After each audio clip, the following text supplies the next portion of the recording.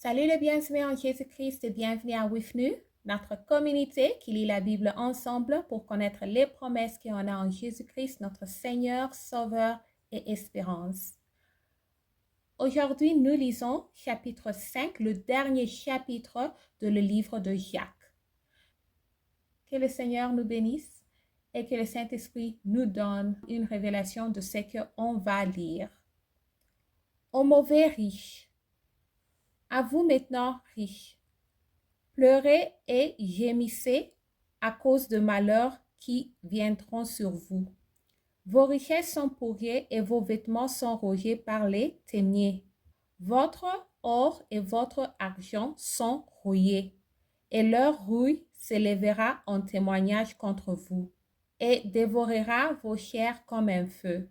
Vous avez amassé des trésors dans les derniers jours. Voici le salaire des ouvriers qui ont moissonné vos champs, et dont vous les avez fruités. Cris et les cris des moissonneurs sont parvenus jusqu'aux oreilles du Seigneur des armées. Vous avez vécu sur la terre dans les voluptés et dans les délices. Vous avez rassasié vos cœurs au jour du garnage. Vous avez condamné, vous avez tué le juste, qui ne vous a pas résisté. Exhortations diverses, la patience, le sermon, la prière, la conversion des pécheurs. Soyez donc patients, frères, jusqu'à l'avènement du Seigneur. Voici, le laboureur attend le précieux fruit de la terre. Prenons patience à son égard, jusqu'à ce qu'il ait reçu les plus de la première et de l'arrière-saison. Vous aussi soyez patients, affermissez vos cœurs, car l'avènement du Seigneur est proche. Ne vous plaignez pas les uns des autres, frères, afin que vous ne soyez pas jugés. Voici le juge est à la porte. Je tourne la page. Prenez mes frères pour modèle de souffrance et de patience, les prophètes qui ont parlé au nom du Seigneur. Voici, nous disons bien heureux, ceux qui ont souffert patiemment. Vous avez entendu parler de la patience de Job, et vous avez vu la fin que le Seigneur lui accorda, car le Seigneur est plein de miséricorde et de compassion. Amen.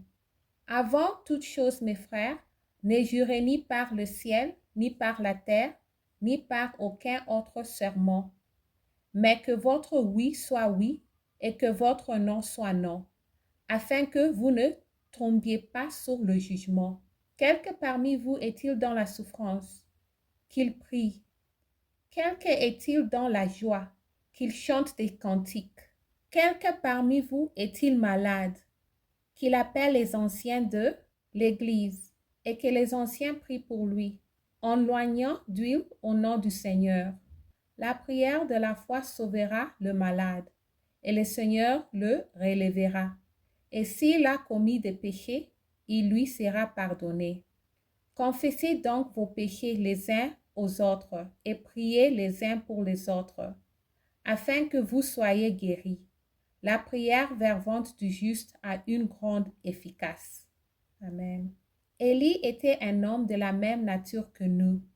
Il pria avec instance pour qu'il n'ait plus point, et il ne tombe point de plus sur la terre pendant 3 ans et 6 mois.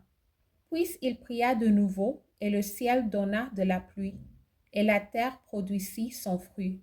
Mes frères, si quelqu'un parmi vous s'est égaré loin de la vérité, et qu'un autre l'y ramène, qu'il sache que celui qui ramènera un pécheur de la voie où il s'était égaré sauvera un homme de la mort et couvrira une multitude de péchés. Amen. On vient de terminer le livre de Jacques et bientôt on va commencer le premier épître de Pierre. Merci d'avoir lu ensemble. Jamais leur mot français en lisant la Bible. Restez en Jésus-Christ et shalom.